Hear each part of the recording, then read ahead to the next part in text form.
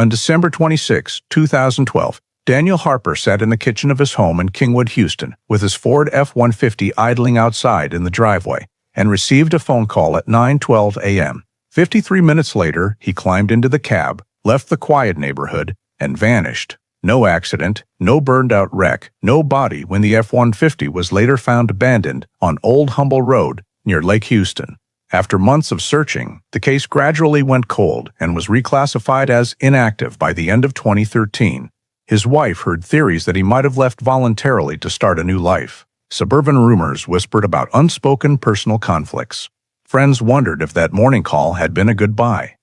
9 years later, a Texas drought dropped Lake Houston to a record low. On a cracked, dry mudflat near the shore, workers discovered human bone fragments. Daniel was still there, his skull bearing a small bullet hole at the back of the head. Forensic personnel confirmed it was a single, precise, and decisive shot.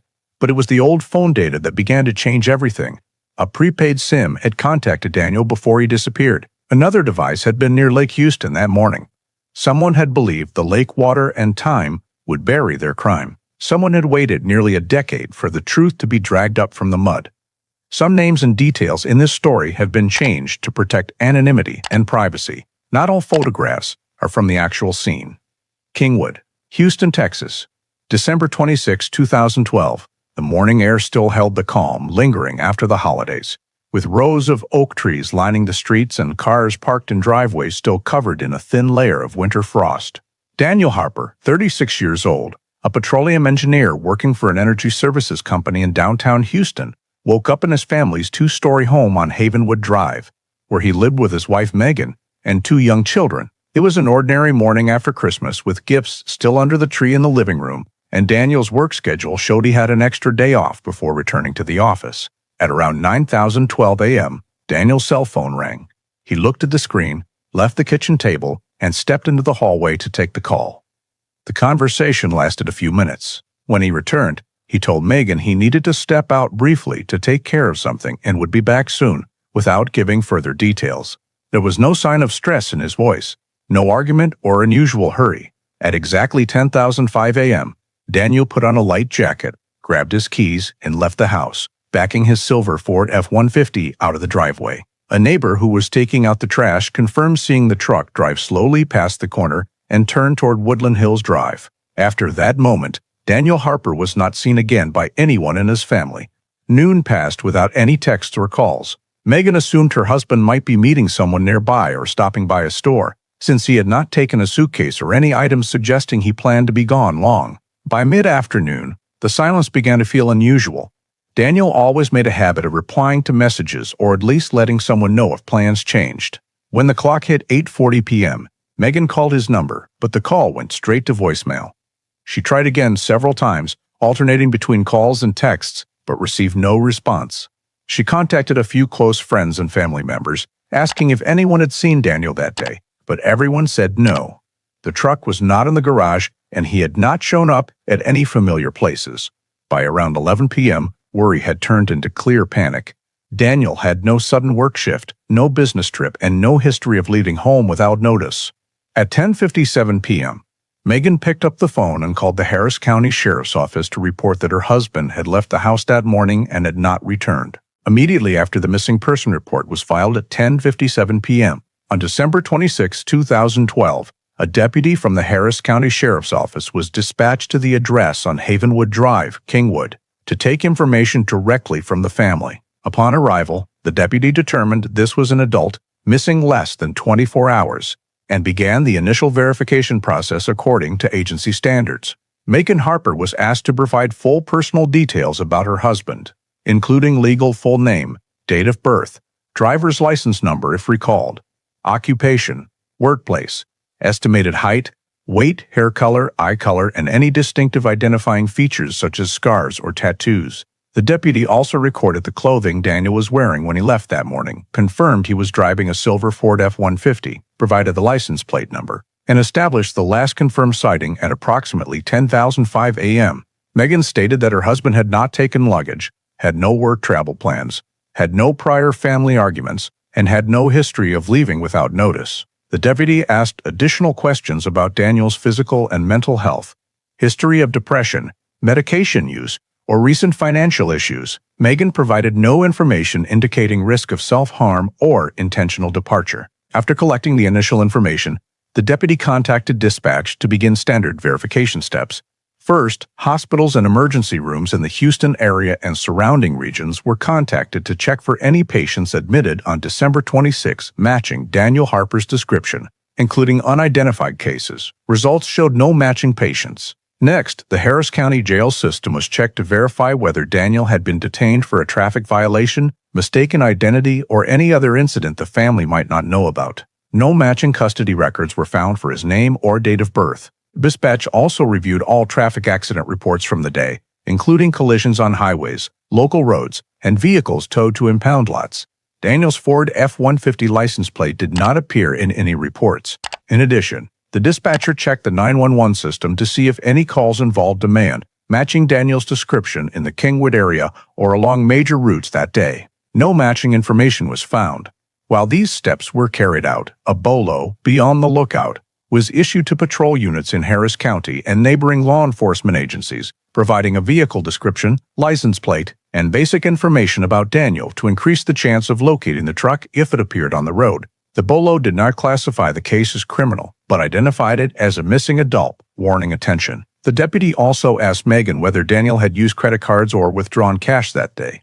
At that point, no unusual transactions had been reported. Daniel's cell phone continued to go to voicemail, with no direct contact reestablished. After completing the initial verification steps that night, the deputy concluded there was no evidence of a serious traffic accident, emergency hospitalization, or detention in any local jail facility.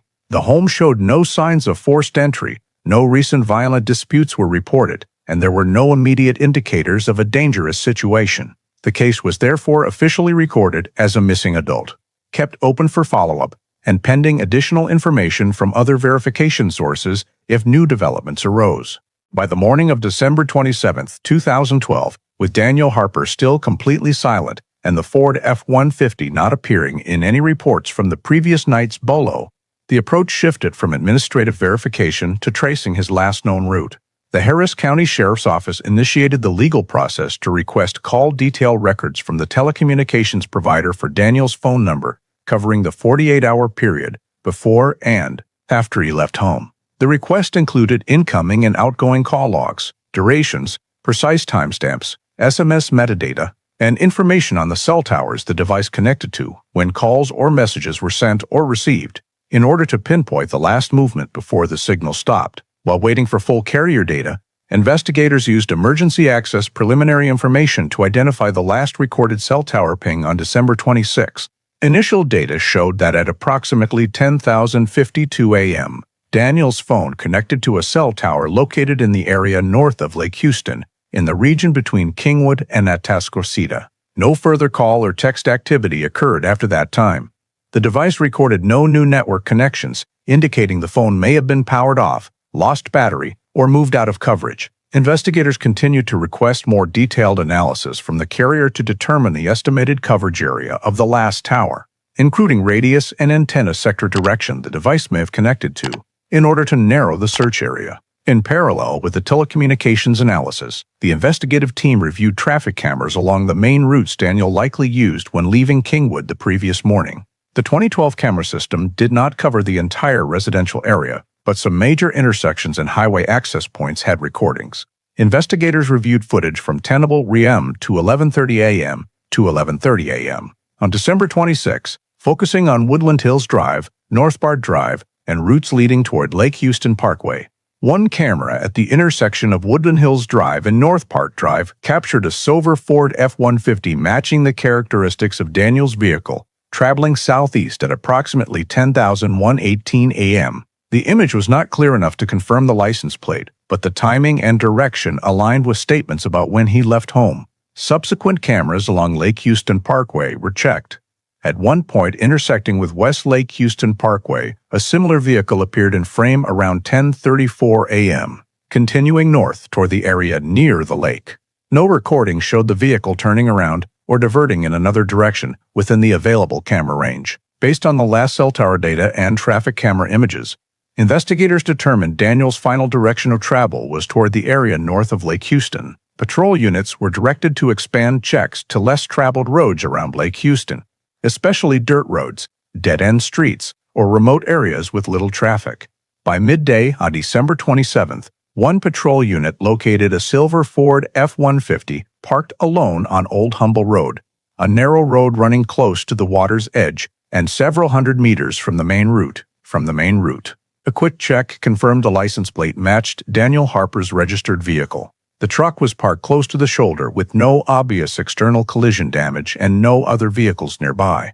This discovery was immediately reported to dispatch, and Old Humble Road was promptly identified as the last verifiable location connected to Daniel at that point. Once the information reached the investigations division, the scene was handled with greater caution. The first unit on site established a basic perimeter around the vehicle to restrict access by unauthorized persons and preserve the area's initial condition.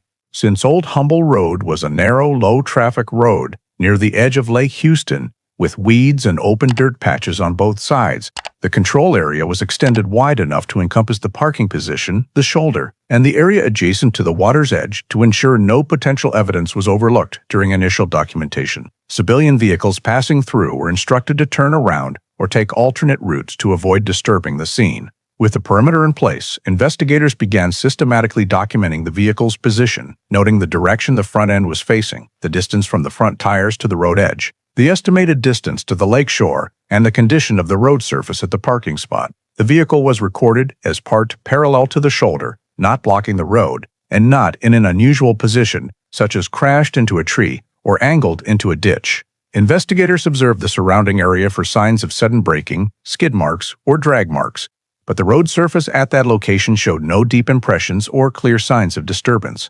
Next, overall photography was conducted before any contact with the vehicle occurred. Photos were taken from multiple angles, front, rear, both sides, and diagonal corners to show the relationship between the truck and its surroundings, including its position relative to the lake edge, nearby trees, and the road surface. The VIN, license plate, and exterior condition were documented photographically. After completing the overall photos, investigators closely examined the exterior for signs of collision or damage. The body showed no major dents. The windshield and windows were intact, with no evidence of shattering or external impact. The front and rear bumpers had no chipped paint or recent impact marks. The tires were all properly inflated with no obvious signs of deflation. The doors were checked for lock condition. There were no signs of forced entry at the locks or door edges. Investigators looked through the windows for a preliminary assessment of the interior before opening the doors, noting that no items appeared thrown about or any unusual disarray visible from outside. After completing the exterior documentation, the decision was made to tow the vehicle to the impound lot for further detailed processing in a controlled environment. Before the vehicle was moved from Old Humble Road, investigators marked the position of each tire and precisely recorded the parking posture in the scene log to ensure it could be reconstructed later if needed for analysis. A tow truck was dispatched and instructed to approach slowly, minimizing any disturbance to the surrounding area. Under direct supervision of investigators, the Ford F-150 was hooked to the towing system and transported away from the scene. After the vehicle was removed, Old Humble Road was given a final check to confirm no items or major evidence related to the vehicle had been overlooked before the perimeter was dismantled per procedure. When Daniel Harper's silver Ford F-150 was towed to the Harris County Sheriff's Office impound lot, the vehicle was placed in a covered area with full lighting and restricted access to prepare for detailed examination. Before beginning processing, investigators rechecked the seal condition and confirmed that the truck had not been disturbed since leaving the scene. After completing this verification step, the fingerprint dusting process was implemented first to collect potential latent fingerprints on high-contact surfaces inside and outside the vehicle. Specialized powder was applied to exterior door handles, interior door handles, steering wheel, gear shift, center console, window glass, and other smooth surfaces in the cab. Clear fingerprints were documented, photographed, and lifted with specialized tape for evidence preservation. Investigators preliminarily classified prints likely belonging to the vehicle owner and unidentified prints, storing them for later comparison. Following the fingerprint processing, fiber collection was conducted using high-intensity lighting and specialized collection tools to examine the driver's seat, passenger seat, floorboards, and areas under the dashboard. Any unusual fibers were picked up with sterile tweezers and placed into separate evidence bags, with specific collection locations noted. Investigators paid particular attention to fibers inconsistent with the vehicle's interior, but during the initial examination, no unusual concentration of foreign fibers was detected in any specific area. The next step was a comprehensive interior inspection. Doors were opened in sequence, noting lock conditions and opening mechanisms. The dashboard, glove compartment, center console storage, and small compartments were checked section by section. There were no signs of forceful rummaging, no items thrown about or clearly disturbed. The driver's seat was positioned consistent with Daniel's height per initial statements, and the seatbelt showed no cuts or damage. Floor mats were lifted to observe the underlying surface. No moisture, no dark stains suspected to be blood were visible to the naked eye. Investigators used lighting to look for unusual discoloration, but no blood was apparent on seats, steering wheel, dashboard, or floor mats. Next, the trunk area was opened and inspected. The F-150's rear bed was cleared of any cover, and the floor surface, corners, and gaps were examined. No signs of dragging, no heavy dark stains or dried fluids adhered to the metal surface were found. No unusual odors or signs of decomposition were detected. Common personal items typically kept in the vehicle, such as a basic toolkit, remained in their familiar positions. Investigators closely checked the trunk lid edges and locking mechanism for signs of forced entry. There were no deep scratches, no bent metal, and the lock functioned normally. All vehicle doors were examined on both interior and exterior sides for signs of prying, but no clear evidence of forced entry was found at locks, door frames, or windows. Window glass was intact, with no cracks or impact marks. After completing the interior and trunk inspection, investigators summarized that during the vehicle examination, no blood was visible to the naked eye, and no signs of forced entry or unauthorized access were detected. The vehicle was kept under seal to preserve collected samples and for any further processing if needed. When the examination of Daniel Harper's vehicle at the impound lot revealed no signs of forced entry or visible blood, the focus of the investigation shifted back to the Old Humble Road area and surrounding vicinity of Lake Houston to conduct a systematic peripheral search and expansion. A detailed grid search plan was established to ensure full coverage of the area around where the Ford F-150 had been parked. The area map was divided into grid cells based on natural landmarks, such as road edges, tree lines, water line, and informal trails.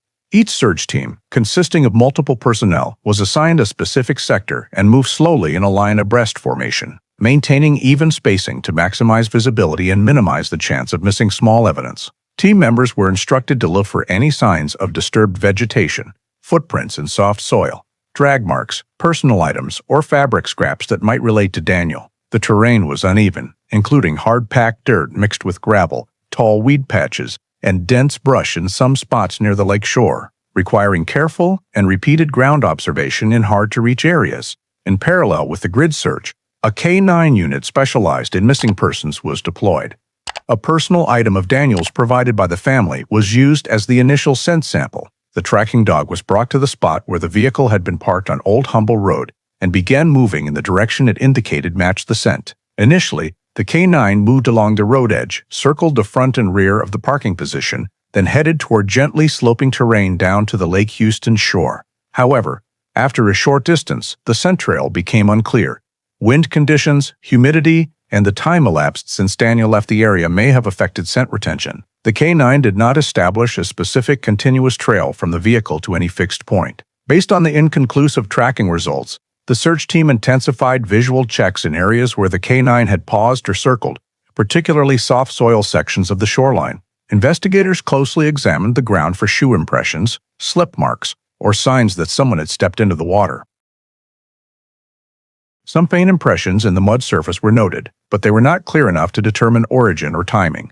The area regularly experienced mild tidal influence and natural activity, making relevance hard to establish. Low bushes and protruding tree roots were checked for snags or caught fibers, but no identifying items such as a phone, wallet, or clothing were found. After completing the ground search near the shore, the decision was made to initiate underwater search given the vehicle's proximity to Lake Houston and the possibility that Daniel had approached the water's edge. A boat team was mobilized along with sonar equipment suitable for 2012 conditions. The sonar device was mounted on the boat and operated along parallel scan lines from the shore outward toward the lake center. within an estimated range based on the last cell tower ping of Daniel's phone. The scanning process was conducted slowly, with each pass marked to ensure no gaps between swaths. Sonar return images were monitored live and recorded for later detailed analysis. Several anomalous signals appeared on the screen, including medium-sized reflective masses, but when the boat team returned to those positions for follow-up observation, the signals were assessed as natural features such as submerged logs or uneven lakebed terrain. No signals clearly matched the shape or size of a human body. In addition to sonar, specialized grappling hooks were used at several near-shore points to sweep moderate-depth areas where objects might snag on underwater obstacles. The grappling process was performed carefully to avoid excessive disturbance of the lake bottom. No objects related to Daniel were recovered during test pulls. Underwater search operations continued for several additional hours with progressively expanding ranges, but results remained unchanged. By the end of the day, after completing the ground grid search, K9 tracking deployment, and sonar sweeps across the entire defined area, the summary report noted no body was located, no additional personal items were found, and no direct evidence indicated Daniel had entered the water near where the vehicle was discovered. Old Humble Road and the surrounding Lake Houston area therefore provided no specific leads regarding Daniel Harper's whereabouts at the conclusion of the initial peripheral search phase. When the scene yielded no further field results, the investigation direction shifted to communications data analysis to reconstruct Daniel's final activities before going missing. The Harris County Sheriff's Office received complete call detail records from the telecommunications provider pursuant to the earlier legal request. The records included a full list of incoming and outgoing calls within 72 hours before and after December 26, 2012, call durations, associated phone numbers, and information on the cell towers the device connected to when calls or messages were sent or received, providing the foundation to determine the last traceable route and timeline. Investigators began by identifying the last recorded call before the device went inactive. Data showed that at 9:12 a.m. on December 26, Daniel received an incoming call lasting over 3 minutes from a phone number familiar to the family. After this call, no outgoing calls were made from his device. At approximately 10:48 a.m. that same day, another incoming call was recorded but went unanswered. The duration showed a few seconds before diverting to voicemail. After that point, no calls were successfully made or received. Investigators continued analyzing SMS metadata, including timestamps for sent and received text messages without detailed content due to initial legal limitations. Records showed no outgoing messages from Daniel after 9:20 a.m. on December 26. Several incoming messages were logged in the afternoon and evening of that day, including messages from Megan Harper as she attempted contact, but no responses came from Daniel's device. Metadata indicated the last outgoing message from Daniel before December 26 was sent on the evening of December 25, related to family holiday plans. There were no prolonged message threads or unusual exchanges immediately before he left home. In parallel with call and message history analysis, investigators reviewed cell tower data to determine the device's relative location on the day of disappearance. Each call or message record was tied to a specific tower ID and antenna sector. Data showed that around 10:52 a.m. on December 26, Daniel's phone connected to a cell tower located north of Lake Houston, consistent with the direction of travel confirmed by traffic cameras. After this time, no new tower pings were recorded in the carrier logs, indicating the device no longer maintained network connection. Investigators assessed the possibility that the phone was powered off, out of battery, or moved out of coverage shortly after connecting to the final tower. However, due to 2012 technology limitations, cell tower data only allowed estimation of coverage within a broad area rather than providing precise GPS coordinates. No satellite positioning data or built-in tracking apps were automatically stored on the device in a readily retrievable manner. The carrier did not retain individual GPS data unless activated through specific services, and no evidence indicated Daniel used real-time location apps that day. Investigators could therefore only determine that at the last time the phone was active, the device was within the coverage area of a tower near Lake Houston, with a radius potentially spanning several miles depending on antenna configuration and terrain conditions. It was not possible to pinpoint Daniel's exact stopping point or the specific location of the phone after 10:52 a.m.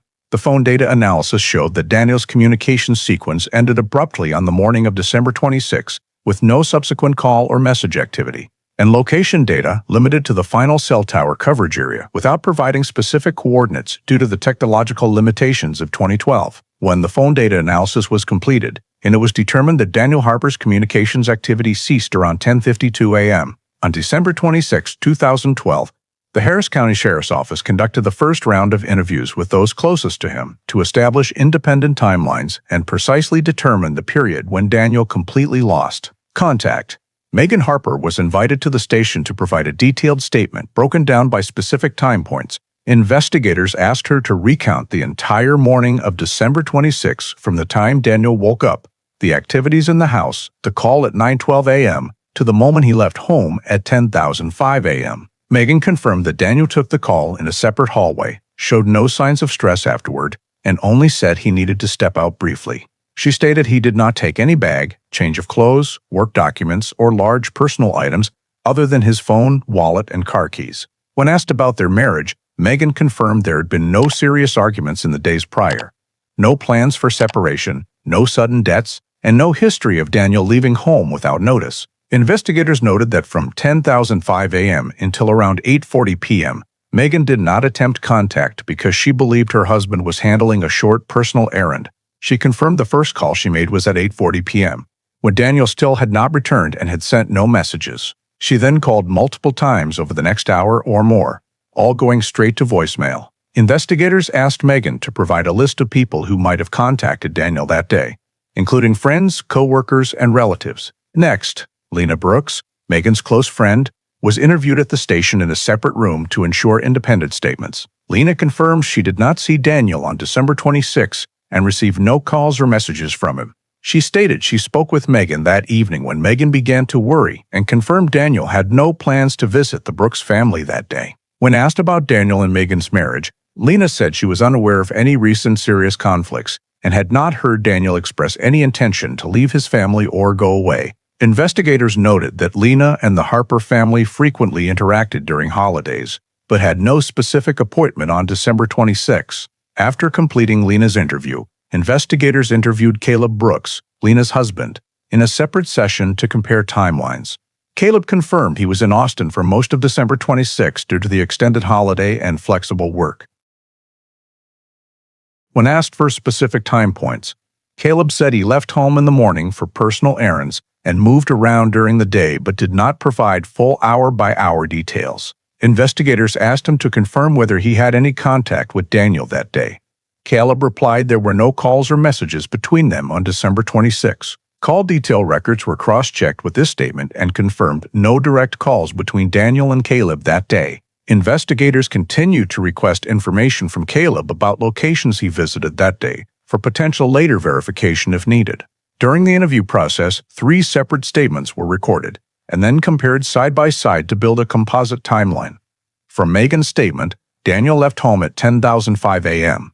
Phone data showed the last call connected to a cell tower near Lake Houston at 10:52 a.m. From 10:52 a.m. until 8:40 p.m., there was no communication from Daniel, and the phone recorded no further activity. The period from 10:52 a.m., the last recorded phone signal, to when Megan began repeated calling in the evening, was identified as the complete loss of contact phase, lasting nearly 10 hours before the family realized something was wrong. Investigators noted that no witness confirmed seeing Daniel after 10:05 a.m. in Kingwood, and none of the interviewed individuals admitted to meeting him in the subsequent time frame. The first round of interviews therefore only established a basic timeline up to his departure from home, but provided no additional information about Daniel's specific whereabouts throughout the time, from mid-morning to late evening on December 26, 2012. When communications data and statements did not open new leads, the Harris County Sheriff's Office shifted focus to financial activity analysis to determine whether there were signs of voluntary departure preparation, unusual transactions, or any activity occurring after the disappearance. With Megan Harper's written consent and completion of necessary legal procedures, investigators requested detailed statements from the banks where Daniel maintained personal accounts and joint accounts with his wife. Transaction records for the 90 days prior to December 26 were collected and analyzed by timestamp to look for any anomalies that might explain his sudden disappearance. Recurring transactions such as utility payments, mortgage, and living expenses were confirmed as regular, with no large cash withdrawals or sudden transfers in the preceding weeks. The last transaction from Daniel's account was recorded on December 25th, involving a small payment at a local grocery store. No transactions were made from his bank accounts after December 26, including ATM withdrawals, online transfers, or automatic payments beyond previously scheduled ones. Investigators continued analyzing Daniel's credit card history, including personal cards and supplementary cards used for family spending. Statements showed normal holiday expenditures such as gifts and groceries, but no transactions after the morning of December 26. No payments at gas stations, restaurants, hotels, or retail stores were recorded since Daniel left home. Bank fraud alert systems also showed no unauthorized usage attempts related to his cards. Investigators considered the possibility Daniel used cash, so they checked ATM withdrawal records in the days prior. No large cash withdrawals were made before the disappearance. Account balances remained stable, with no sudden fluctuations. In addition to daily transaction analysis, investigators verified Daniel's life insurance status. Records showed he had a substantial life insurance policy established years earlier, with Megan Harper as the primary beneficiary. There were no recent changes to the beneficiary, policy value, or payment terms in 2012. Premiums were automatically paid through the joint bank account and remained active at the time of disappearance. Investigators recorded this information as part of the overall financial picture, but found no sudden changes or actions related to the insurance policy in the weeks before Daniel vanished. The combined analysis of bank accounts, credit cards, and insurance records showed no transactions conducted under Daniel Harper's name after December 26, 2012. There was no financial evidence indicating he withdrew money to leave the area, book hotel rooms, purchase airline tickets, or pay for other means of travel. No unusual financial activity or hidden transactions appeared in the banking systems after the previously established loss of contact time. The financial review provided no indication that Daniel actively sustained a life outside the family after the disappearance date, nor did it uncover any unauthorized activity on accounts linked to him in the immediate period following his vanishing. After the financial check revealed no transactions after December 26, 2012, and no signs Daniel Harper had financially prepared to leave, the Harris County Sheriff's Office turned to analyzing his personal devices to determine digital activity in the days leading up to the disappearance. With Megan Harper's consent, Daniel's personal laptop used at home was temporarily seized for standard digital forensic imaging. The device was transported to the agency's digital lab, where technicians performed a full hard drive imaging using forensic tools to ensure the original data remained unaltered. A forensic copy was created with verified hash values confirming data integrity before analysis began. Investigators examined the operating system to determine the last time the device was used. System logs showed the laptop was powered on the evening of December 25th and shut down before midnight. No logins were recorded on the morning or afternoon of December 26. Next, Daniel's personal email account was analyzed through locally stored data and provider access with legal authorization. Emails from the week before the disappearance were reviewed for content related to personal conflicts, travel plans, financial transactions, or unusual exchanges. Email content primarily concerned work and family holiday communications. No emails indicated Daniel was seeking new housing, discussing money transfers, or announcing intentions to leave his job. No correspondence reflected severe pressure or sudden conflict. Investigators also checked deleted folders and trash to determine if emails had been deleted before December 26. No mass deletions or unusual cleanup behavior was found in the days leading up to the disappearance. After completing email analysis, the technical team continued examining Daniel's calendar, including synced entries in the email application and any company calendar accessible remotely. The calendar showed Daniel had an extra day off after the Christmas holiday and was expected back in the office later that week. There were no emergency meetings, no scheduled business trips, no flight bookings, or personal notes about leaving Houston. Personal calendar entries for family and work in January remained unchanged, with no signs of deletion or unusual edits. Investigators also reviewed internet browser history from the preceding days, visited websites mainly related to news, sports, and online holiday shopping. No searches involved selling assets, relocating, job hunting elsewhere, or looking up directions to airports, bus stations, or locations far from Houston. No evidence of downloading documents, copying personal data, or using external storage devices in the final days was found. The combined results from laptop imaging, email analysis, and calendar review showed no digital evidence indicating Daniel Harper was preparing to leave his family or abruptly change his life before December 26, 2012. His personal device activity reflected a normal routine leading up to the holiday period, with no signs of data deletion or concealment in the days before his disappearance. After completing the analysis of Daniel Harper's personal devices and finding no signs that he was preparing to leave his current life, investigators focused on a detailed review of Caleb Brooks's statement due to the lack of specificity in his travel timeline on December 26, 2012.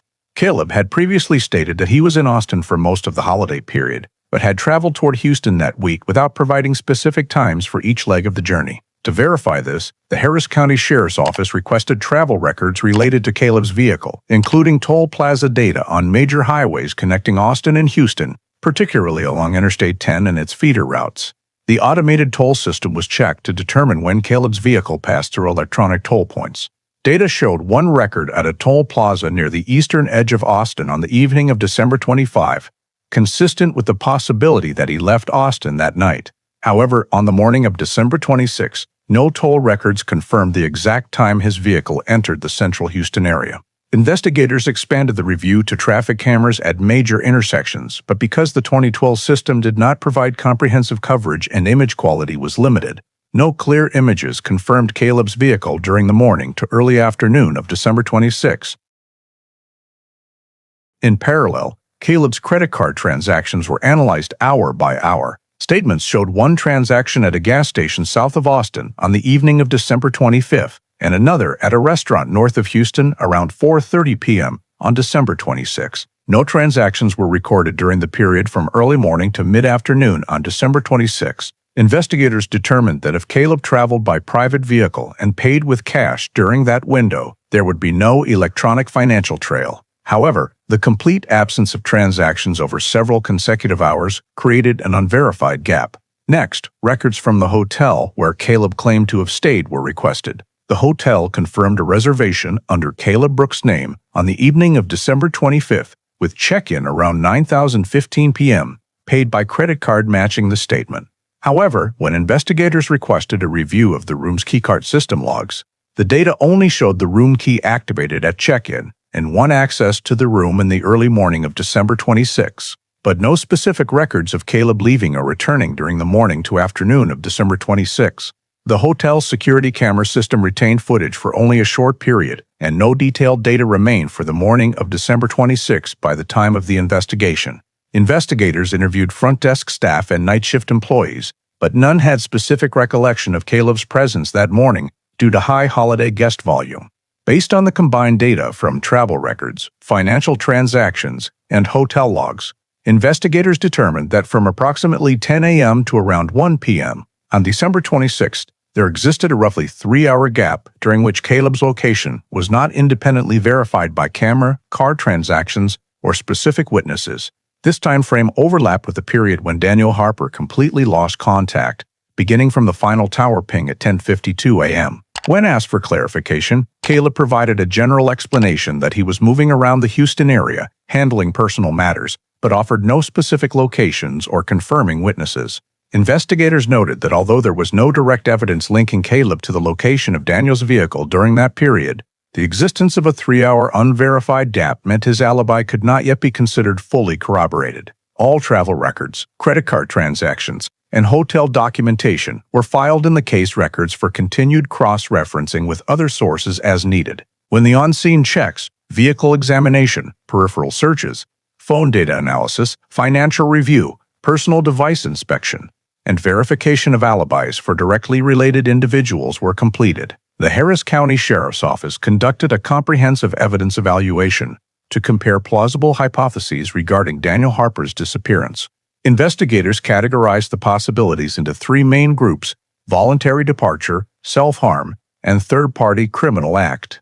For the voluntary departure hypothesis, financial data showed no large cash withdrawals by Daniel, no credit card transactions after December 26, no airline ticket purchases, no rental car bookings, and no hotel reservations under his name. Laptop and email analysis found no searches related to relocating, changing jobs, or preparing to leave the Houston area. There was no digital evidence of data deletion, money transfers, or notifications of intent to leave to anyone.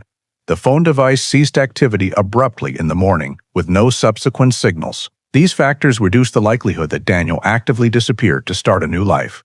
For the self-harm hypothesis, investigators considered the vehicle's location near Lake Houston and the possibility Daniel approached the water. However, grid search, K9 tracking, and sonar sweeps in the vicinity of the vehicle location found no body or evidence confirming he entered the water. No suicide note, no confirmed history of severe depression from family, and no online searches related to self-harm were recorded on personal devices. Although this possibility could not be entirely ruled out due to the absence of a body, the lack of supporting physical evidence prevented strengthening this hypothesis. For the third-party criminal act hypothesis, investigators examined the fact that Daniel received a call before leaving home, the prolonged loss of contact period starting at 10:52 a.m., and the vehicle being found on a low-traffic road. However, vehicle examination found no visible blood, no signs of forced entry, no collision damage, and no weapon at the scene or in the vehicle. No direct witnesses confirmed violent activity in the Old Humble Road area during the relevant timeframe. Although Caleb Brooks' alibi contained a 3-hour unverified gap, that gap alone did not constitute direct evidence linking him to harmful action. No phone data proved Caleb's device was at the same location as Daniel during the loss of contact period. No cameras captured contact between the two.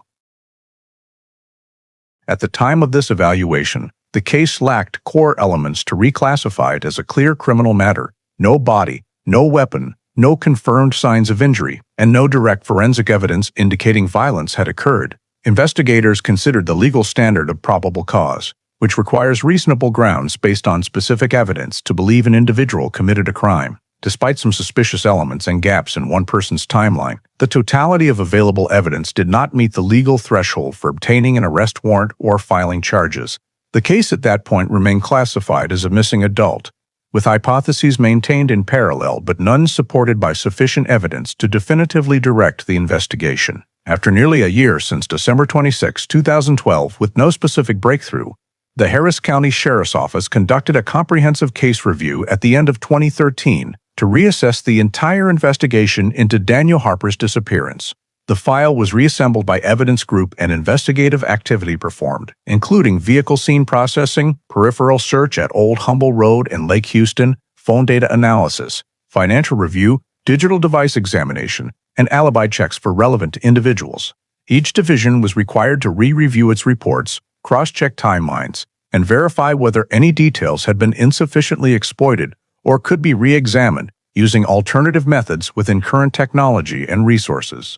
The review concluded that all standard investigative steps for an adult missing person case had been fully performed according to procedure. Vehicle examination found no signs of forced entry or visible blood. Collected fingerprints and fibers yielded no matches beyond those regularly associated with the vehicle. Ground grid search and K9 tracking around the discovery area did not establish a clear path after Daniel left the vehicle. Sonar dragging of Lake Houston within the defined range detected no body or matching objects. Phone data analysis confirmed the final tower ping around 10:52 a.m. on December 26, but provided no precise GPS coordinates due to 2012 technological limitations. No subsequent call or message activity occurred. Bank account and credit card checks found no transactions after the disappearance date and no unusual withdrawals beforehand. Laptop imaging and email analysis showed no data deletion or searches related to leaving the area. Caleb Brooks' alibi verification revealed a 3-hour unverified gap, but no physical evidence, direct witnesses, or location data proved he was at Lake Houston when Daniel lost contact. During the case review, tips submitted to the agency throughout 2013 were also re-examined. Some reports of sightings of a man resembling Daniel at various Houston locations were verified and ruled out due to timing or description mismatches. No new witnesses emerged confirming they saw Daniel after the morning of December 26. National missing persons databases and reports of unidentified bodies in Texas and neighboring states were cross-checked, but no matching cases were found. Forensic labs had no new DNA or biological samples for additional analysis. In internal meetings, investigators assessed that the case lacked two critical elements to proceed criminally: no body and no weapon. There was no direct evidence confirming violence occurred and no legal basis to seek an arrest warrant or prosecution under probable cause standards. At the same time, there were no verified indications that Daniel was still alive or had established a new identity elsewhere. With all information sources exhausted and no reliable new leads emerging, the investigative unit leadership decided to reclassify the file as an inactive missing adult case per internal procedure. This decision was documented in the case management system, with the note that the file could be reactivated if new evidence, new witnesses, or physical discoveries arose. All documents, reports, and physical items were archived according to long-term preservation standards. By the end of 2013, Daniel Harper's disappearance was officially classified as inactive in the Harris County Sheriff's Office system, reflecting the suspension of active investigation due to lack of new information while the case remained permanently open. When Daniel Harper's missing person file was reclassified as inactive at the end of 2013, the Harris County Sheriff's Office continued its periodic review process for unresolved adult missing cases, including annual file reviews per internal schedule. Each year, the file was pulled from archives to re-examine all documents, cross-check against updated databases, and assess whether any new information had appeared in federal or state systems. In the initial reviews of 2014 and 2015, investigators rechecked the fingerprints collected from Daniel's vehicle, confirming they had been entered into the AFIS database with no new matches beyond known individuals. Preserved fiber samples showed no links to any criminal records in the system. Daniel's information remained in the National Missing Persons Database and was periodically compared against reports of unidentified bodies nationwide. During each annual file review, investigators checked for any DNA hits from systems such as CODIS, particularly in cases of unidentified remains recovered in Texas or neighboring states. Cross-checks from 2014 through 2018 recorded no matches between Daniel's profile and unidentified DNA samples in the system. No notifications came from forensic labs regarding new results from samples collected from the vehicle or search area. In addition to forensic database checks, investigators reviewed tips submitted to the agency's tip line or online system over the previous year. Most tips were general, lacked specific evidence, and had already been evaluated, verified, or ruled out in prior years. No new witnesses emerged claiming to have seen Daniel after December 26, 2012. No reports from other agencies surfaced regarding the discovery of his vehicle, identification documents, or personal property elsewhere. In subsequent years, the annual file review process continued in the same structure, cross-referencing DNA databases, checking the National Missing Persons Database, reviewing unidentified cases, and updating the file status in the case management system. Each review concluded with a notation that no reliable new leads, no additional evidence, and no new witnesses had provided specific information. Assigned investigators noted that all initial hypotheses still lacked corroborating additional evidence. The absence of DNA hits in later years continued to reinforce the reality that no body or biological sample had been linked to Daniel's profile within the existing forensic systems. No misidentifications or similar cases arose requiring further cross-checks. By the end of the decade, Daniel Harper's file remained inactive but flagged for continued periodic review per regulation, with clear notations that no DNA hits, no new witnesses, and no additional information had emerged during annual file reviews since the case was classified inactive at the end of 2013. In the summer of 2021, Texas experienced a prolonged drought with rainfall well below average for consecutive months, causing significant drops in water levels at major reservoirs, including Lake Houston, the area searched in late December 2012 during the early days of Daniel Harper's disappearance. Water receded far from the normal shoreline, exposing cracked mudflats, submerged tree stumps, and terrain that had been underwater for nearly a decade. In late July 2021, a contractor working on a lakeshore reinforcement and maintenance project was assigned to survey a section along Old Humble Road, where the ground had dried hard and newly exposed sediment patches appeared. While walking the area to assess the soil before bringing in heavy equipment,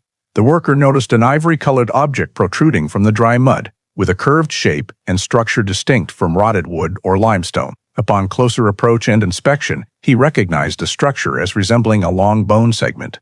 The contractor immediately stopped work, did not touch the object, and used his personal phone to call 911 to report a suspected human remains discovery near Lake Houston. The call was routed to the Harris County Sheriff's Office, and the nearest patrol unit was dispatched to the GPS coordinates provided by the caller's phone.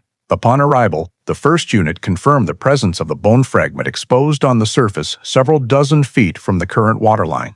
near the area that had once been the lakeshore before the drought altered the water level. This location was not far from Old Humble Road and relatively close to where Daniel Harper's Ford F-150 had been found in 2012. Recognizing the potential relevance to human remains, the patrol unit promptly established a temporary perimeter with caution tape to prevent unauthorized access. The contractor and other workers were instructed to step back outside the protected area and provide identification information for the initial report. Investigators from the Criminal Investigations Division were notified and arrived quickly for preliminary assessment. Initial observation showed the exposed bone was only a small portion of a structure extending deeper into the cracked dry soil and hardened sediment. The surrounding ground showed no signs of recent heavy machinery digging.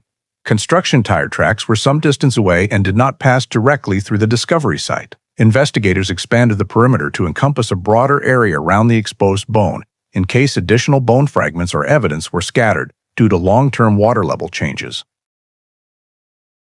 Marking stakes were driven into the ground to define scene boundaries, while the precise location of the exposed bone was recorded with geographic coordinates, relative distance to Old Humble Road, and distance to the current waterline. Patrol forces temporarily controlled the adjacent road section to limit curious drivers from stopping or approaching. Investigators noted the hot, dry weather conditions, the hard, cracked soil, and the significantly lowered lake level compared to average. Specialized scene processing units and forensic personnel were requested to assist with controlled exhumation to ensure recovery of remains, and any related evidence followed evidence preservation standards.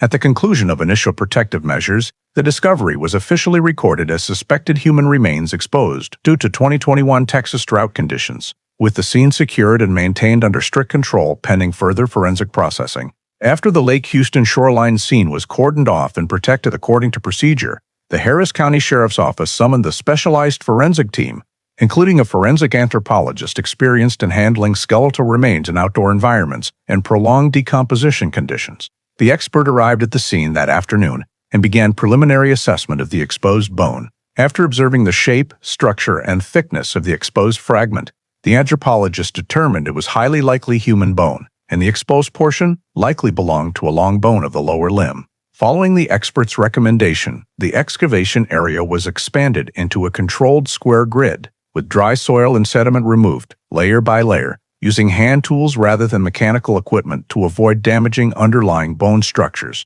The forensic team excavated in thin layers, documenting and photographing each stage to maintain the chain of evidence.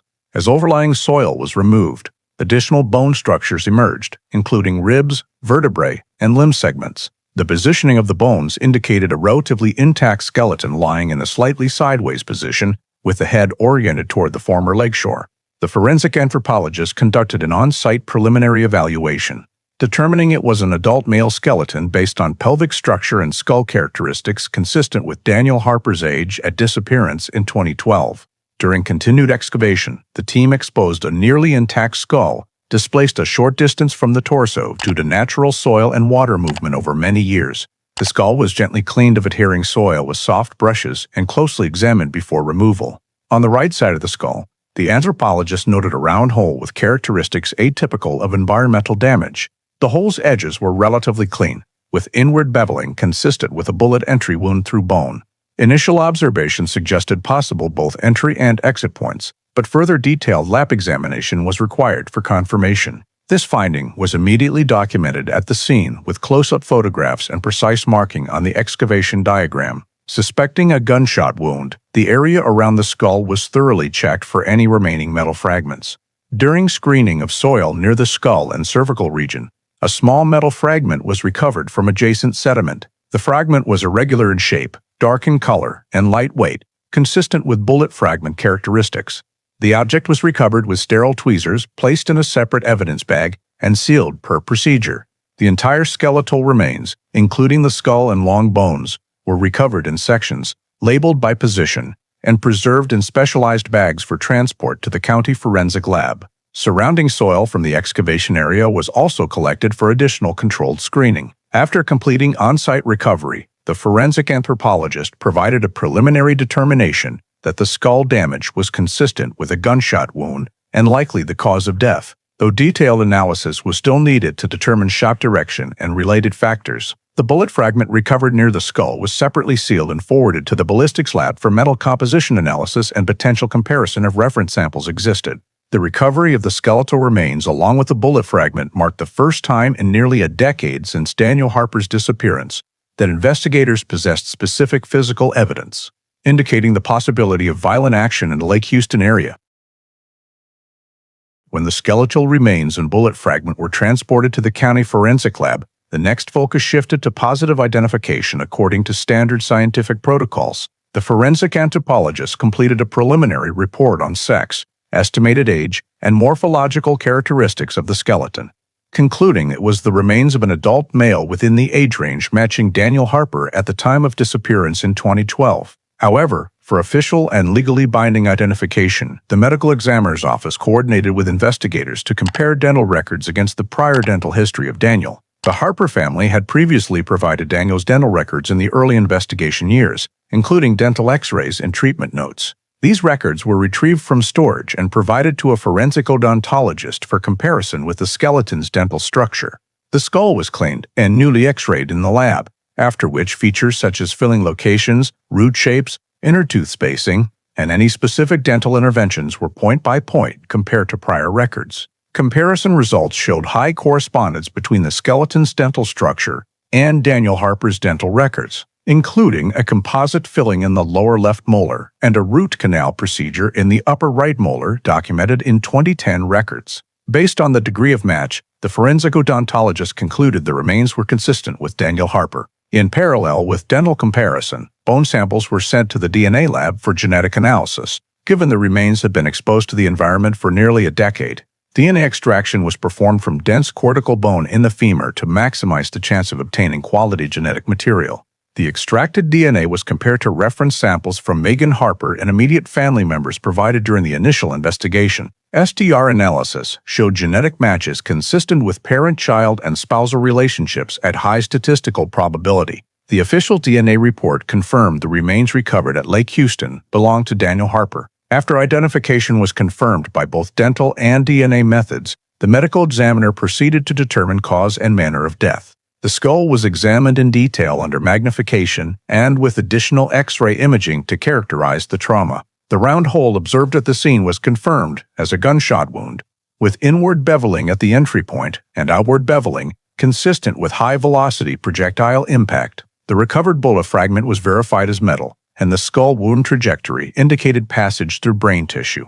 No evidence of healing was present, indicating the injury occurred at or near the time of death. Upon completion of examination, the medical examiner concluded the cause of death was gunshot wound to the head and the manner of death was homicide. This conclusion officially reclassified the case from a missing person file to a homicide investigation, based on specific forensic evidence confirmed nearly 9 years after Daniel Harper's disappearance. After the medical examiner officially confirmed the remains recovered at Lake Houston as those of Daniel Harper and classified the cause of death as homicide due to gunshot wound to the head, the Harris County Sheriff's Office reactivated the file and initiated a full re-examination of the case from the beginning as a homicide investigation.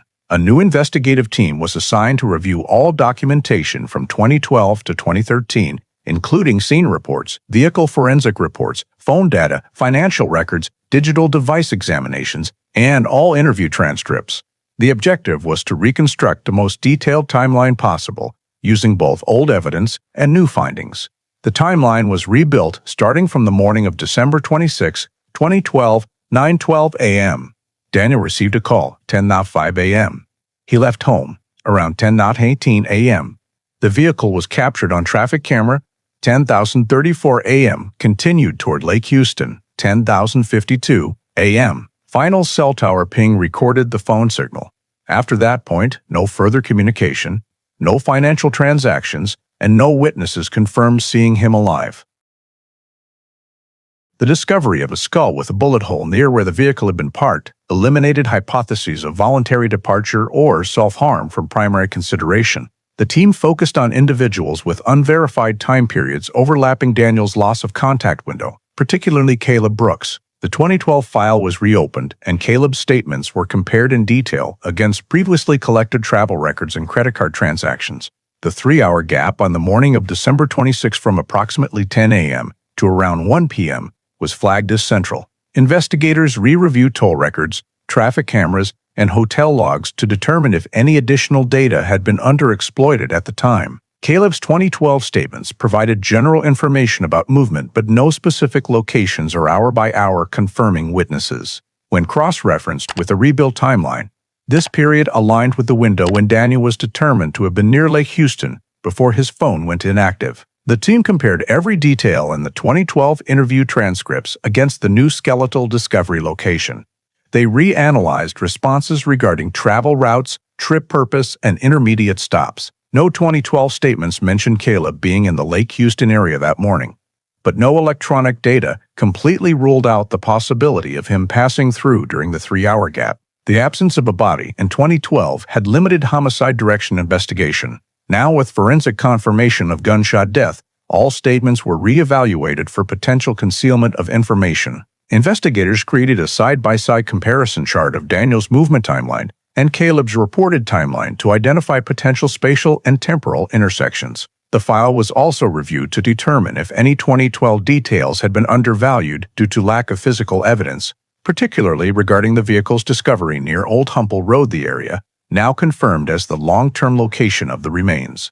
The comprehensive file review marked the transition from an unresolved missing person case to a homicide investigation with a detailed reconstructed timeline, where Caleb Brooks's 3-hour gap became the central focus of analysis in light of the skeletal remains discovery and bullet hole in the skull. After the medical examiner determined Daniel Harper's cause of death as gunshot wound to the head and the bullet fragment was recovered from sediment near the skull, the Harris County Sheriff's Office forwarded the metal fragment to the county ballistics lab for in-depth ballistic analysis.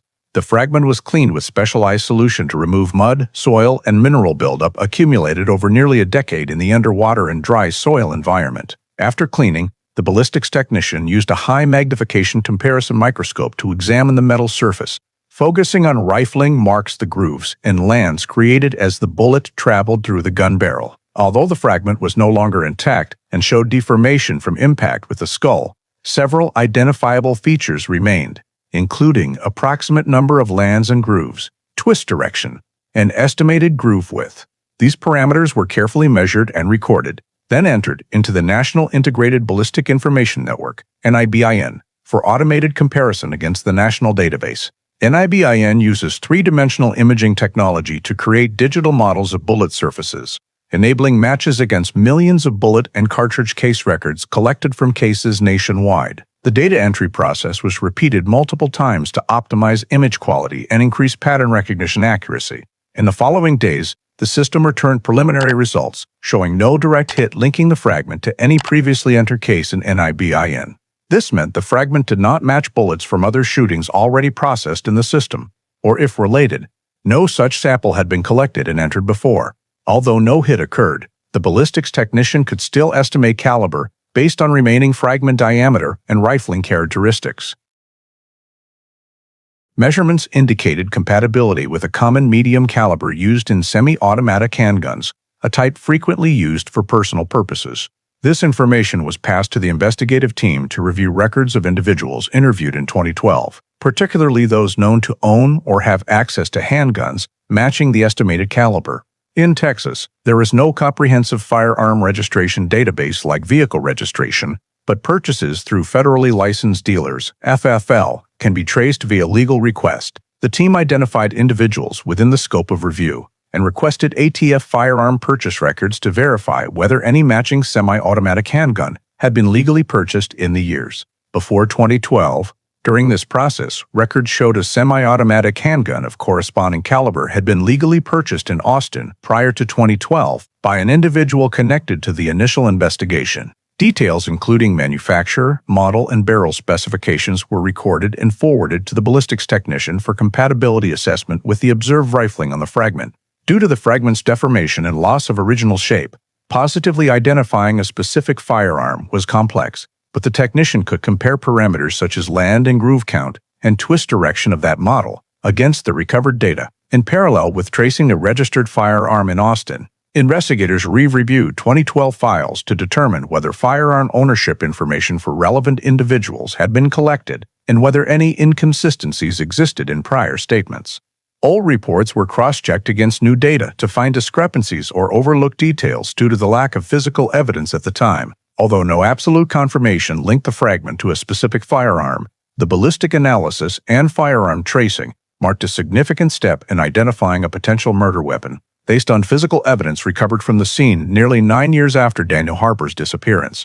When ballistic analysis and firearm tracing provided key data on a potential murder weapon, the investigative team decided to revisit a source of evidence that existed since 2012, but had not been fully exploited due to technological limitations at the time: cell tower data. In 2021, with advances in telecommunications analysis software and the ability to remap coverage areas using detailed technical data, the Harris County Sheriff's Office collaborated with digital analysis experts to perform 2021 tower coverage modeling for the entire Kingwood and Lake Houston area as it existed on December 26, 2012. First, the team requested the carrier to resubmit original technical records for towers active in that area at the end of 2012, including antenna configurations, sector counts, azimuth directions, mechanical and electrical downtilt, transmit power, and terrain maps from that period. These data were input into modern simulation software capable of generating three-dimensional area models,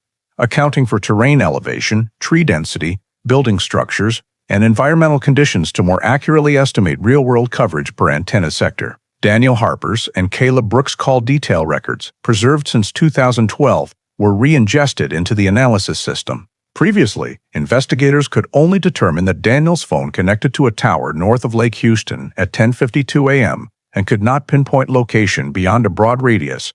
Now, with 2021 modeling, experts could precisely identify the antenna sector the device connected to, narrowing coverage to a specific portion of the lakeside area rather than a multi-mile radius. Results showed Daniel's device at the final ping was most likely within an area extending from Old Humble Road to the shoreline section near where remains were discovered in 2021. The simulated coverage map indicated strongest signal concentration along the northeastern lakeshore, consistent with the 2012 Ford F-150 discovery location. In parallel with Daniel's device analysis, the team remodeled Caleb Brooks' cell tower data for the same timeframe. In 2012, without direct calls, Caleb's data had only received preliminary review and lacked clear location. However, 2021 modeling enabled analysis of periodic background network connections recorded even without voice calls. Data showed that from 10,028 a.m. to 11,047 a.m. on December 26, Caleb's phone connected to a tower whose sector covered the North Lake Houston area. Simulation software demonstrated that, given 2012 antenna configurations and terrain, connection likelihood from central Houston or Austin was low due to distance and signal obstructions. Signal strength and connection duration analysis indicated the device was most likely within nearshore coverage rather than distant. To rule out indirect connections from reflection or unusual handoff, experts ran multiple simulation scenarios with varied parameters, including altered antenna tilt and hypothetical weather conditions. Results across scenarios consistently showed highest probability for Caleb's device during that window in the Lake Houston vicinity, including near Old Humble Road. When cross-referencing both datasets side by side, the team created a comparative timeline aligning Daniel's final ping at 10:52 a.m. with Caleb's connection timestamps in the same period. This analysis revealed spatial and temporal overlap between the two devices within a narrow zone around Lake Houston. The 2021 modeling did not provide absolute precise GPS coordinates, but significantly narrowed the area of suspicion compared to 2012 analysis.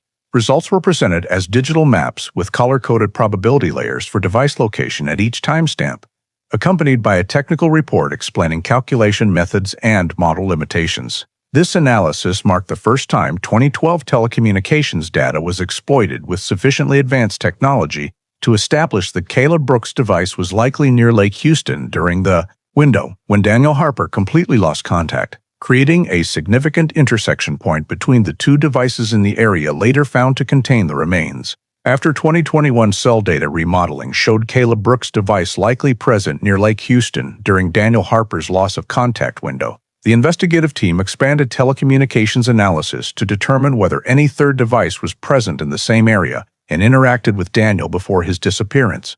While re-reviewing Daniel's full call detail records for December 2012, analysis experts noted several prepaid SIMs making short calls to his number in the week before December 26. These numbers were not among his regular contacts and were not stored in his personal phone book per 2012 device extraction data. Calls were all under 2 minutes, scattered, and lacked a fixed repeating pattern.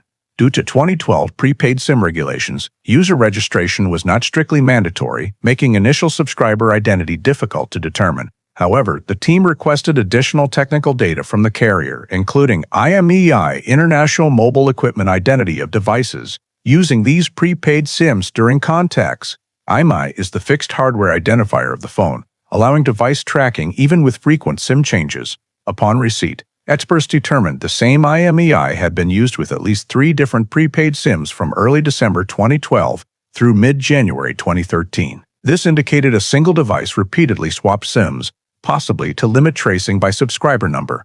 The team entered this IMEI into an expanded analysis system to review the device's full connection history within Texas. Cell tower data showed that on the morning of December 26, 2012, the device with this IMEI connected to a tower whose sector covered North Lake Houston from 10,038 a.m. to 11,005 a.m. Connections were recorded as periodic background pings rather than extended voice calls, but sufficient to identify the specific antenna sector. This time frame overlapped Daniel's loss of contact period and aligned with the 2021 modeling window, placing Caleb Brooks' device nearby. The team created a comparative table of 3 devices: Daniel's phone, Caleb's phone, and the unidentified prepaid IMEI device. The table showed spatial and temporal overlap among all 3 devices within a narrow Lake Houston zone around 10:40 to 11,042 a.m. on December 26. Investigators further reviewed contact history between Daniel and this prepaid device. Data showed at least 2 short calls and 1 missed call on the evening of December 25th in the week before disappearance. No lengthy SMS were recorded, but metadata confirmed at least 1 brief data exchange session on December 24. The team revisited 2012 interview transcripts to check whether Daniel or Megan had mentioned calls from unknown numbers. No specific mention of prepaid SIMs or frequent SIM swapping devices was recorded. Using the IMEI, investigators traced other uses of the same hardware after December 26. Data showed continued activity in the Houston area for several weeks afterward, then appearances in Austin in January 2013, before complete disconnection. No data indicated the device left Texas. Analysis also confirmed that each new SIM insertion kept the IMEI unchanged, reinforcing the hypothesis of one individual using the same phone, but swapping SIMs to reduce subscriber-based tracing. The team noted that identifying the IMEI and linking it to a device that contacted Daniel created a new data layer beyond 2012 analysis, providing evidence of a prepaid device near Lake Houston during the critical window with prior direct contact history with Daniel before his disappearance. When prepaid SIM analysis and IMEI identification linked a device that contacted Daniel Harper and appeared near Lake Houston during the critical morning window of December 26, 2012, the investigative team expanded to exploit cloud-stored data, a source not fully accessed during the initial investigation due to technological and legal limitations at the time. In 2021, with clear legal basis from the medical examiner's homicide conclusion, the Harris County Sheriff's Office obtained subpoenas for online service providers to extract cloud data related to Daniel Harper's electronic accounts and individuals under review. Initial focus was Google Archive, as Daniel used a Gmail account and had a smartphone synced with the Google ecosystem. Pursuant to court order, Google provided archived datasets of full account activity, including search history, Google Maps history, device logins, IP addresses, location data if enabled, and related service activity. Data was supplied in archive files with UTC standard timestamps and detailed metadata fields. The digital analysis team converted all timestamps to Texas local time for precise alignment with a rebuilt timeline from cell data and traffic cameras. For Daniel's account, December 2012 search history primarily concerned petroleum engineering work, economic news, Houston weather, and entertainment content. No searches related to leaving Texas, transferring money, buying airline tickets, or locations far from Houston. Daniel's Google Maps history showed familiar routes between home and work, with no unusual paths before December 26. This further reinforced that he was not preparing voluntary departure. However, when the subpoena expanded to the Google account linked to the prepaid IMEI device identified in prior analysis, the team discovered notable data.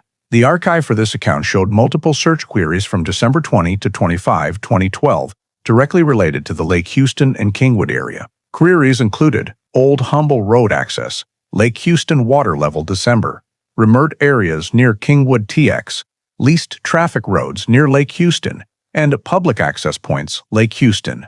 These searches originated from Houston area IP addresses and occasionally mobile networks consistent with cell modeling areas. Notably, on the evening of December 25, 2012, queries included how to delete call log Android 2012, prepaid SIM anonymous, and burner phone tracking. Timestamps placed these searches between approximately 9:15 p.m. and 10 p.m., only hours before Daniel received his final call the next morning. Google Maps history for this account showed a mapping session of the Lake Houston area around 10:22 a.m. on December 26, followed by a mobile network login around 10:31 a.m., consistent with the modeled antenna sector and cell data analysis. Analysis software identified corresponding IP addresses tied to mobile networks in the North Lake Houston area. The team created a side-by-side comparison table of search history, Google Maps access, and prepaid device ping timeline.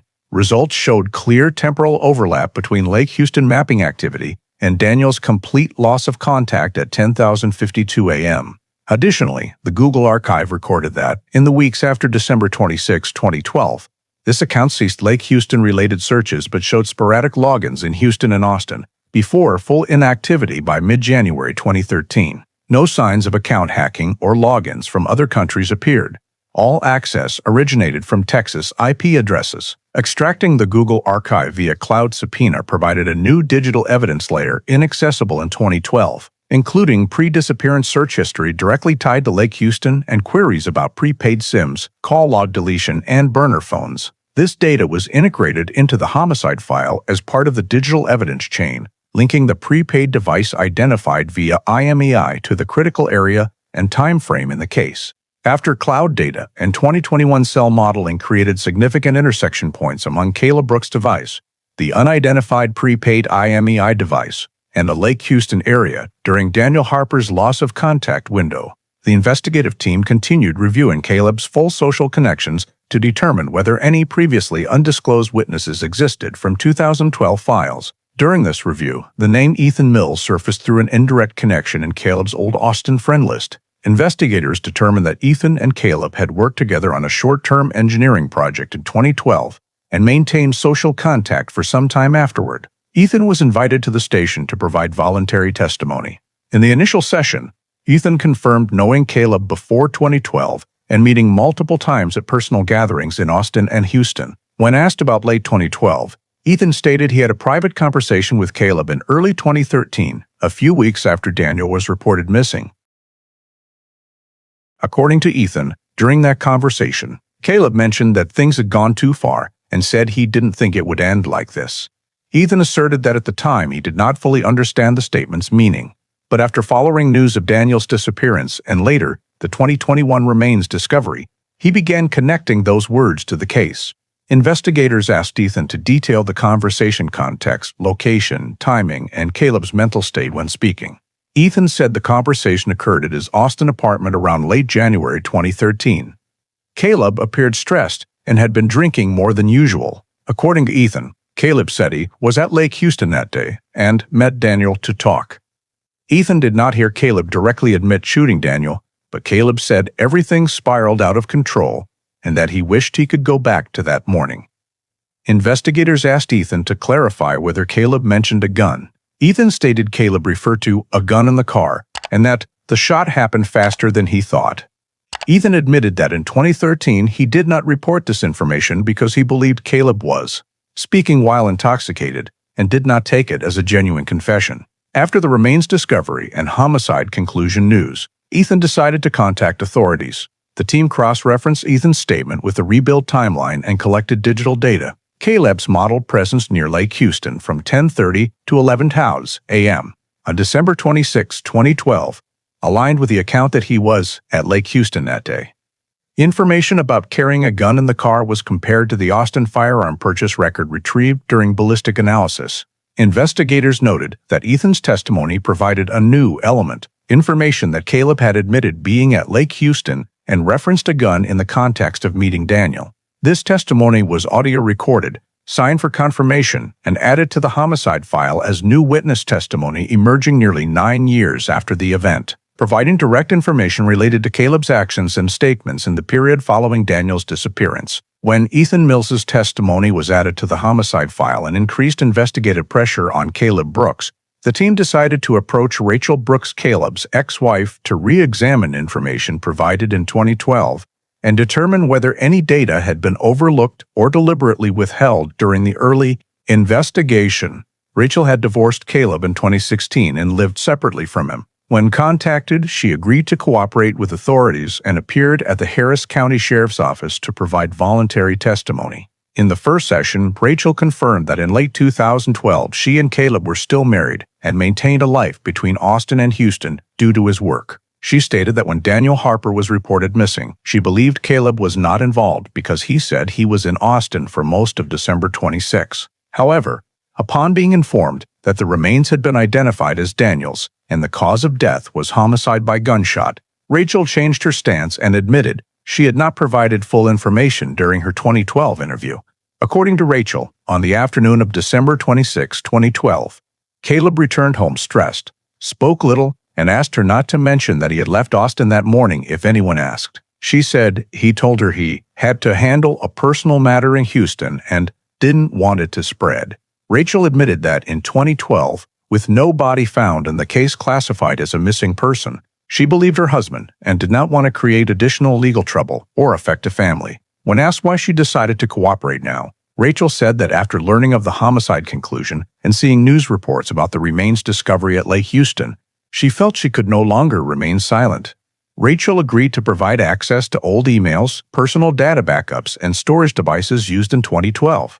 Among them, investigators discovered an email exchange between Rachel and Caleb in early January 2013. In one email from Caleb, he wrote that everything will be fine if no one knows I drove down to Lake Houston that day, and that I just wanted to talk to Daniel. The email did not describe meeting details, but the phrase Lake Houston that day matched the area and time frame of Daniel's loss of contact. In addition to emails, Rachel provided location records from a family tracking app the couple had installed on their phones in 2012. The app stored location history in Rachel's cloud account and had never been accessed during the initial investigation because she had not disclosed its existence. After extracting raw data, digital analysis experts converted timestamps to Texas local time and cross-referenced them with the rebuilt timeline. Results show that on the morning of December 26, 2012, Caleb's device left Austin earlier than stated in 2012 testimony and had a prolonged stop of nearly 45 minutes in the North Lake Houston area from approximately 10:34 a.m. to 11:19 a.m. This stop overlapped with the 2021 cell data modeling window, placing Caleb's device in the prepaid IMEI near Lake Houston, and it aligned with Daniel's complete loss of contact at 10:52 a.m. Rachel confirmed that at the time she had seen Caleb's location displayed in Houston, but did not question it deeply because he said he was handling a personal matter. She also stated that after December 26th, Caleb asked her to delete the tracking app and never mentioned the trip again. All emails and location records provided by Rachel were backed up, sealed, and added to the homicide file as new digital evidence. Rachel's testimony, combined with location data and email content, confirmed that Caleb had been near Lake Houston during the critical window, and that in 2012, she had withheld this information during the initial investigation. After collecting and integrating new evidence that emerged in 2021, the investigative team prepared a probable cause affidavit to assess whether the cumulative evidence met the legal threshold to identify a specific suspect in Daniel Harper's homicide. First, ballistic analysis showed the bullet fragment recovered from Daniel's skull had rifling characteristics consistent with medium-caliber ammunition commonly used in semi-automatic handguns. Although no direct hit occurred in the NIBIN system, tracing a handgun purchased in Austin prior to 2012 by Caleb Brooks provided compatibility in type and barrel specifications with the fragment's features. Second, 2021 cell data remodeling using three-dimensional coverage simulation software narrowed Caleb's device location during the window from 10:30 a.m. to 11:45 a.m. to 11:45 a.m. on December 26, 2012 to the Lake Houston shoreline area, including Old Humble Road, where the Ford F-150 was found, and where remains were recovered nearly 9 years later. Modeling also confirmed spatial and temporal overlap between Caleb's device and Daniel's at a specific antenna sector during Daniel's complete loss of contact. Third, prepaid SIM analysis identified a single IMEI that contacted Daniel in the week before disappearance and was present near Lake Houston during the same critical window. Data showed the device changed SIMs multiple times and had prior searches related to the Lake Houston area and anonymous prepaid SIM usage. The IMEI was recorded connecting to the same tower and sector as Caleb's device from 10:38 a.m. to 11 a.m. Fourth, Ethan Mills's testimony provided information that Caleb had admitted being at Lake Houston on December 26 and referenced things spiraling out of control along with a gun in the car. This testimony aligned with digital data and did not contradict the rebuilt timeline. Fifth, Rachel Brooks admitted withholding information in 2012 and provided emails as well as location records from the family tracking app, confirming Caleb's device stopped near Lake Houston from 10:34 a.m. to 11:19 a.m. on December 26. Caleb's early January 2013 email referenced driving down to Lake Houston that day and hoping no one knows. These elements were integrated into the probable cause summary and logical sequence. Daniel left home at 10:05 a.m., was recorded near Lake Houston at 10:52 a.m., and was subsequently shot and killed.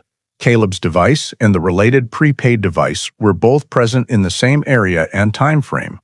The bullet fragment matched the type of handgun Caleb had purchased, and witness testimony along with emails confirmed Caleb's presence at Lake Houston during the critical time. Additionally, potential motive was considered based on personal relationships and undisclosed conflicts in 2012 files, including private exchanges mentioning personal disputes and financial pressure. When Ballistic, cell modeling, SimLink, witness statements, and motive factors were combined, the team concluded that independent pieces of evidence formed a continuous logical chain, meeting the probable cause standard to identify Caleb Brooks as the primary suspect in Daniel Harper's homicide.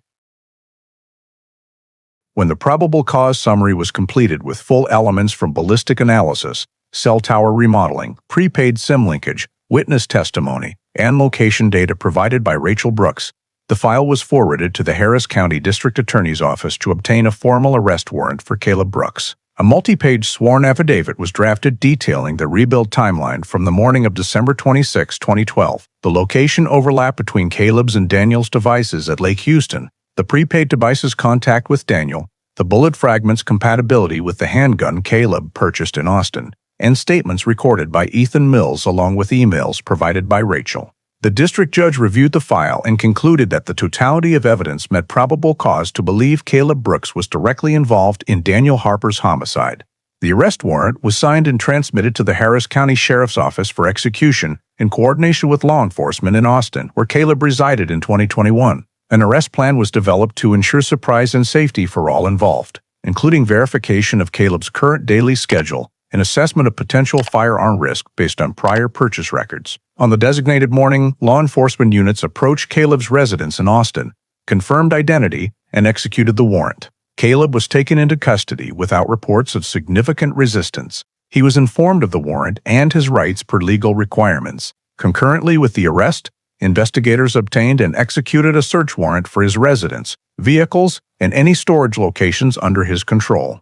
The search warrant specified seizure of firearms, ammunition, electronic devices, documents related to firearm purchases, prepaid SIMs, and any data storage devices potentially containing 2012-2013 communication or location information. During execution, investigators seized Caleb's current mobile phone, several older stored phones from personal boxes, laptop, tablet, and external hard drives. All electronic devices were sealed per evidence preservation procedure and transported to the digital forensics lab for full imaging. In addition to electronics, investigators seized paper documents related to the pre-2012 Austin firearm purchase, mobile device store receipts, and several unused prepaid SIMs. Evidence was inventoried in detail, including exact recovery locations within the home and condition at seizure. Caleb's personal vehicle was also searched within the warrant scope to check for weapons, ammunition, or case-related items. Caleb was transported to the Austin detention facility pending inter-county transfer. Execution of the arrest and search warrant marked the transition from a nearly 9-year investigation to specific law enforcement action based on the chain of evidence built and strengthened by 2021 technology and new testimony. After Caleb Brooks was arrested in Austin and a search warrant executed, the case file moved to the Harris County Grand Jury review phase per Texas criminal procedure. The district attorney's office prepared a detailed presentation of evidence to lay out the full chain accumulated since reactivation in 2021 before the grand jury. Prosecutors began by establishing context. Daniel Harper went missing on December 26, 2012. His vehicle was found near Old Humble Road, no body for many years. The case classified inactive by late 2013 and only reactivated upon remains discovery due to drought at Lake Houston. Prosecutors then presented the medical examiner's conclusion that cause of death was gunshot wound to the head and manner of death was homicide. The forensic anthropologist's report and bullet fragment recovery were entered, accompanied by ballistic analysis showing a fragment consistent with common semi-automatic handgun, medium caliber, and compatible with the firearm Caleb Brooks legally purchased in Austin prior to 2012. Although no direct NIBIN hit occurred, compatibility in barrel type and caliber was presented as supporting evidence. The grand jury received maps and technical reports from the 2021 cell tower remodeling, where three-dimensional modeling software narrowed Caleb's device location to the antenna sector covering Lake Houston from 10:30 a.m. to 11:45 a.m. on December 26, 2012, overlapping Daniel's complete loss of contact at 10:52 a.m. Presentation continued with prepaid SIM and IMEI analysis, showing a repeatedly SIM-swapped device that contacted Daniel in the week before disappearance and had background connections to the same tower and sector near Lake Houston on the morning of December 26. Submitted cloud data. Google Archive was detailed, including pre-disappearance search history tied to Lake Houston, Old Humble Road, lake water levels, and queries about prepaid SIMs and call log deletion. Timestamps of these searches were cross-referenced with cell data timeline to demonstrate pre-planning. Prosecutors then presented Ethan Mills' testimony describing Caleb's admission of being at Lake Houston on December 26, that things spiraled out of control, and reference to a gun in the car. Rachel Brooks' testimony was introduced, including her admission of withholding information in 2012, Caleb's email referencing driving to Lake Houston that day, and family tracking app location records confirming Caleb's device stopped near Lake Houston from 10:34 a.m. to 11:19 a.m. The grand jury received the probable cause summary linking ballistic, cell modeling, SIM linkage, witness statements, and motive into a continuous logical chain. Prosecutors emphasized no evidence showed Daniel voluntarily left, no financial transactions after disappearance, and no data indicating he left Texas. After hearing the presentation of evidence, questioning investigators on digital analysis methods, chain of custody integrity, and 2021 modeling reliability, the grand jury deliberated in closed session. The vote resulted in an indictment against Caleb Brooks for capital murder under Texas law, based on sufficient grounds to believe the killing was intentional and committed with a deadly weapon. This indictment formally advanced the case to criminal prosecution at the highest severity level, confirming the grand jury found sufficient legal basis to bring Caleb Brooks to trial for capital murder in Daniel Harper's death. When the grand jury issued the indictment charging Caleb Brooks with capital murder, the case proceeded to trial in Harris County Criminal Court, with a jury selected per Texas regulations. The trial focus was not on a single direct eyewitness, but on presenting a system of expert testimony to explain and connect the chain of technical, forensic, and circumstantial evidence built during the 2021 reactivation. Prosecutors opened evidence by calling the medical examiner and forensic anthropologist to confirm Daniel Harper's identity. They presented recovery procedures, dental records comparison, DNA analysis, and conclusions of gunshot wound to the head as cause of death and homicide as manner. Skull X-ray images and bullet trajectory diagrams were displayed to explain trauma mechanics to the jury. Next, the ballistics expert testified in detail about the fragment recovered at the scene. He explained metal cleaning from sediment, use of comparison microscopy to observe rifling, and analysis of land groove count, twist direction, and groove width to estimate firearm type. He confirmed the fragment consistent with common semi-automatic handgun medium caliber and not incompatible with the firearm Caleb purchased in Austin prior to 2012. When cross-examined on lack of NIBIN hit, the expert explained NIBIN compares only entered samples and absence of a hit does not exclude a firearm never recovered in another case. He emphasized ballistic analysis relies on physical fragment characteristics beyond database hits. Subsequently, the digital forensics expert testified on seizure and analysis of electronic devices per search warrant. He described hard drive and phone imaging to preserve evidence integrity, including bit-by-bit copies and hash verification to ensure original data unaltered. He explains subpoenaed Google Archive extraction and analysis of metadata, timestamps, IP addresses, and Google Maps history. Before the jury, he presented Lake Houston-related search history, Old Humble Road queries, lake water level searches, and prepaid SIM Slack call log deletion queries in days before December 26, 2012. He cross-referenced timestamps with rebuilt timeline to prove searches occurred just before Daniel's disappearance. He also explained IMEI as fixed hardware identifier and how one phone could swap SIMs repeatedly while retaining the same IMEI, linking the prepaid device that contacted Daniel to connections near Lake Houston on December 26 morning. When cross-examined on possible third-party access, he presented IP address and login history, showing session from Texas mobile networks consistent with modeled locations. Next, the telecommunications analysis expert presented 2021 cell data modeling. He explained collection of 2012 antenna configurations, including sector azimuth, tilt, and transmit power, and how three-dimensional simulation software accounted for terrain, vegetation density, and structures. He displayed simulated maps showing specific antenna sector covering Lake Houston and Old Humble Road from 10:30 a.m. to 11:30 a.m. on December 26, 2012. He emphasized modeling does not provide meter-precise GPS, but significantly narrows location compared to 2012 analysis, and confirmed Caleb's device and prepaid device both connected to the sector covering the remains discovery area. When cross-examined on signal reflection or distant connection possibilities, he presented alternative simulation scenarios and explained their low probability based on signal strength and duration data. Prosecutors then presented the circumstantial evidence chain, linking individual elements into a cohesive whole. They reiterated Daniel left home at 10:05 a.m., was recorded near Lake Houston, and lost contact at 10:52 a.m. Caleb's device and prepaid device linked to Daniel were both present in the same area and time frame. Bullet fragment matched the type of handgun Caleb purchased. Rachel Brooks confirmed Caleb drove to Lake Houston and provided location records. Ethan Mills testified Caleb admitted being at Lake Houston and referenced a gun. Prosecutors argued that while individual elements might not suffice alone, combined, they formed a continuous logical chain with no reasonable alternative explanation. Defense focused on highlighting no direct eyewitness to the shooting, no recovered firearm, and no Caleb DNA at the remains scene. They argued modeling only provided location probability, and search history could be speculative. In rebuttal, prosecutors emphasized Texas law permits conviction on circumstantial evidence if the chain is strong enough to exclude reasonable doubt, and the interplay of digital, ballistic, and witness evidence created a mutually reinforcing system. The trial spanned multiple days of expert testimony and cross-examination, focusing on explaining complex technical methods in jury-accessible language to enable evaluation of whether the circumstantial evidence chain proved capital murder beyond a reasonable doubt.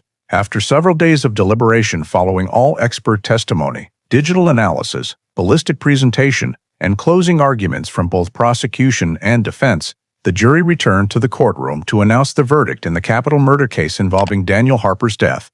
Before the verdict was read, the court clerk confirmed the jury had reached a unanimous decision as required by Texas law for this serious offense. Tension filled the courtroom as all parties rose per procedure. The verdict was read aloud, guilty on the charge of capital murder. This verdict meant the jury accepted that the circumstantial evidence chain, including the medical examiner's homicide conclusion, ballistic analysis of the bullet fragment, 2021 cell data remodeling, prepaid SIM linkage via IMEI, Google Archive data, Ethan Mills's testimony, Rachel Brooks's admissions and location records, combined into a sufficiently strong system to prove beyond a reasonable doubt that Caleb Brooks bore criminal responsibility for Daniel Harper's death on the morning of December 26, 2012, in the Lake Houston area. Following the verdict, the trial proceeded to the sentencing phase per Texas judicial process. Prosecutors requested the maximum penalty within the applicable sentencing range, emphasizing the intentional nature of the act, use of a deadly weapon, and the nearly 9-year ordeal inflicted on the victim's family until remains were discovered during the 2021 drought. Defense presented mitigating factors, but did not contest the jury's verdict. After reviewing the record and trial outcome, the judge imposed a sentence of life without parole. This sentence meant Caleb Brooks would remain incarcerated in the Texas prison system for the rest of his life, with no eligibility for early release. The judge stated the sentence reflected the severity of capital murder and the necessity of commensurate criminal accountability for the consequences caused.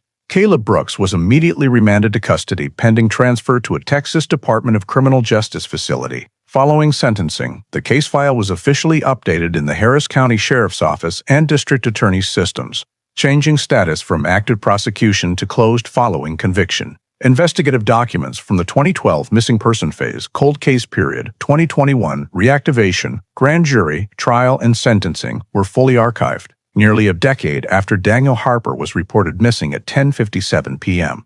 On December 26, 2012, the case was recorded as resolved by guilty verdict and life without parole sentence, officially closing the prolonged process from disappearance, stalemate, remains discovery, to prosecution and trial. If you are interested in cold cases solved through technology and persistent investigation like the Daniel Harper case, please subscribe to the channel so you don't miss the next stories. Thank you for following to the end, and see you in the next video with another investigative file full of previously unrevealed details.